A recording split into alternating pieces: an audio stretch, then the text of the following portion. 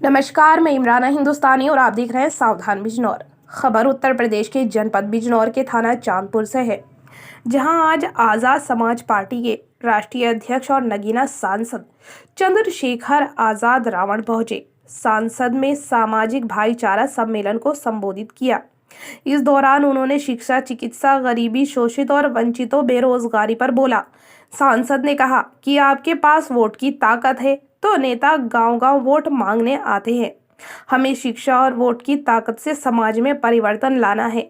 Block Jalilpur के ग्राम कुदुपुर गावड़ी SKG banquet hall में आज़ाद समाज पार्टी काशीराम के तत्वाधान में आयोजित सामाजिक भाईचारा सम्मेलन में शिक्षा, चिकित्सा, गरीबी और शोषित वंचितों पर बोलते हुए भीम आर्मी के राष्ट्रीय अध्यक्ष चंद्रशेखर ने कहा, हमारे पास वोट है तो नेता गांव-गांव जाकर वोट के लिए पैर छूते हैं। शिक्षा और वोट की ताकत से समाज में परिवर्तन लाना है। चंद्रशेखर आज़ाद ने पार्टी के हाथ मजबूत करने की मांग की है। राष्ट्रीय अध्यक्ष चंद्रशेखर आज़ाद ने कहा कि वे हर समाज के गरीब, शोषित, वंचित लोगों की आवाज़ उठाते हैं। मैं एक गरीब का बेटा हूं, इसलिए हर गरीब की आवाज़ जानता हूं। अब बॉक्स शिक्षा और वोट से होगा परिवर्तन। इसको लेकर सांसद ने कहा कि गरीब का बेटा सरकारी व बड़े नेताओं के बेटे प्राइवेट स्कूलों में पढ़ते हैं। यदि स्कूलों की शिक्षा फ्री कर दी जाए और अब समान रूप से एक ही साथ पढ़े तो शिक्षा का स्तर ऊंचा होगा। आज अस्पतालों में दवाई नहीं है तो कहीं डॉक्टर नहीं है। महंगाई आज 4 गुना बढ़ गई है। मजदूर की मजदूरी दुगनी भी नहीं हो पाई। शिक्षा और वोट को अपनी ताकत बताते हुए कहा कि अच्छी शिक्षा व वोट से ही परिवर्तन लाया जा सकता है। उन्होंने बसपा को पुराने पेड़ बताया। उन्होंने सभा में मौजूद सभी लोगों से आज़ाद समाज पार्टी के हाथ मजबूत करने की अपील की। नगीना की जनता को धन्यवाद दिया। सम्मेलन में किसी ने उन्हें पर्ची पहुंचाई, लिखा कि बाहर पुलिस सम्मेलन में आने वाले बाइक वालों का चालान काट रही है।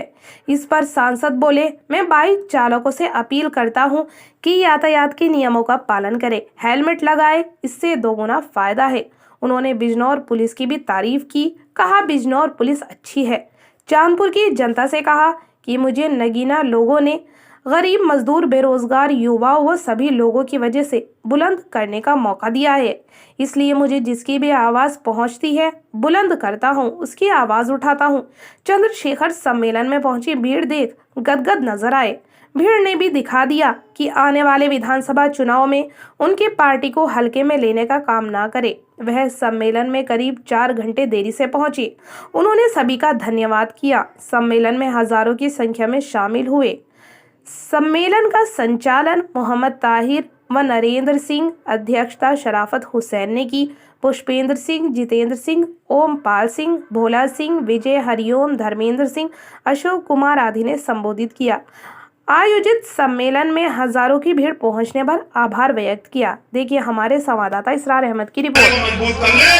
तो ये सांप्रदायिक ताकतें जो आज सत्ता में बैठी हैं, ये सत्ता से दूर हो जाएगी और ये गरीब लोग जो आज मेरे सामने बैठे हैं, मैं गारंटी से कह सकता हूँ, आज इस मंच पे जो लोग बैठे हैं, ऐसा आएगा एक दिन सुनहरा 2027 का, इनमें से बहुत सारे लोग लखनऊ में खड़े होकर मेरी तरह आपके लिए दहाड़ने का काम करेंगे। मेरी बात आप सोचो, एक चंद्रशेखर आजाद इनसे नहीं झेल रहा।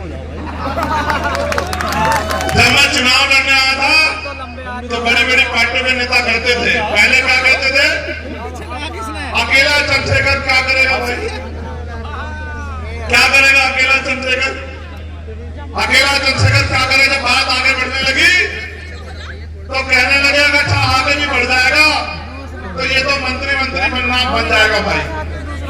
फिर जब और आगे बढ़ने लगी तो कहने लगे चल नहीं पाएगा। और मैंने मंत्री, मेरे लिए मेरा तो सब कुछ आप हो। क्या बाबा साहब अम्बेडकर की मूवमेंट को छोड़ के चंद्रशेखर आजाद नहीं जा सकता है क्या भाई?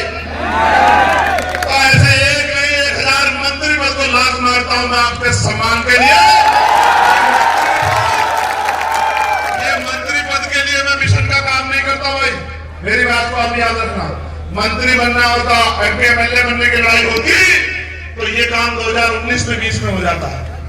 ये लड़ाई है बाबा साहब अम्बेडकर, मानव काशीराम साहब, ज्योतिबा फूले साहब के आंदोलन को आगे बढ़ाने की लड़ाई। इसलिए मैंने कहा कि इनको जितना झूठ फैलाने दो, एक बार अवसर मिलने की देर है। 500 हेक्टेयर 42 हेक्टेयर और आपका अगेला नहीं ना चंद्रशेखर आजाद एक तरफ। अगर अलग पहचान नहीं हुई, पार्लियामेंट में बताओ अलग पहचान है या नहीं, ये बताओ। और इस बार तो मैं पार्लियामेंट गया तो बहुत सारे कर्मचारी मेरे पास आए, बोले भैया आज तो आपकी पार्टी के बहुत सारे सांसद आ रखे हैं।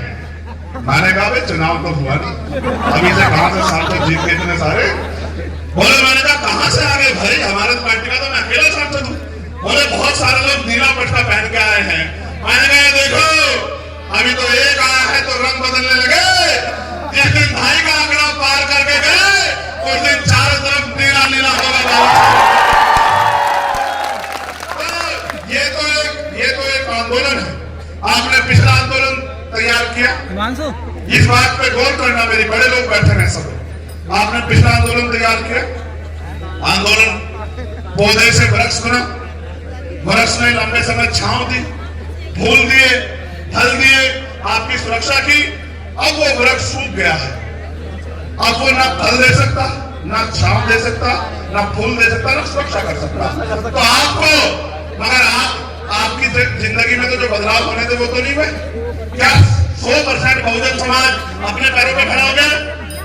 क्या उनको जुर्म होना खत्म हो गया है? क्या उनको रोटी रोजगार मिल गया है? क्या उनको इज्जत सम्मान की जिंदगी मिल गई है? तो जिनको इज्जत सम्मान की जिंदगी नहीं मिली उनको तय करना चाहिए कि चेहरा भले बदल जाए लेकिन काम नहीं रुकना चाहिए। और काम आगे बढ़ेगा तो बहुत सारे वृक्ष तैयार होंगे और छांव भी मिलेगी, फूल भी मिलेगा, फल भी मिलेगा, सुरक्षा भी मिलेगी और आगे बढ़ने के रास्ते भी मिलेंगे। मैं तो धन्यवाद दूंगा पुनः, मैं तो देश की सेवा करता हूं, आप जानते हो।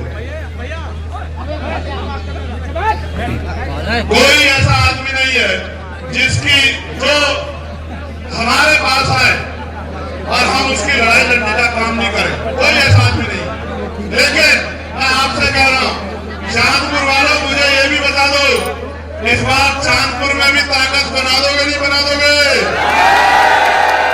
इस बार चांदपुर में भी झंडा मजबूत कर दोगे नहीं कर दोगे? इस बार चांदपुर में भी से भी चांद निकाल दोगे नहीं निकाल दोगे? अगर चांदपुर वालों ने ठान लिया तो चांदपुर से जो हवा चलेगी, ये है गंगा आपके पास, चांदपुर से जो हवा चलेगी वो मुजफ्फरनगर में जाएगी, मेरठ में जाएगी, सहारनपुर में जाएगी, अमरोहा, संभल, मुरादाबाद में जाएगी। आप तो यहाँ कुछ भी गिर दो गंगा में वो पहुंच जाएगी।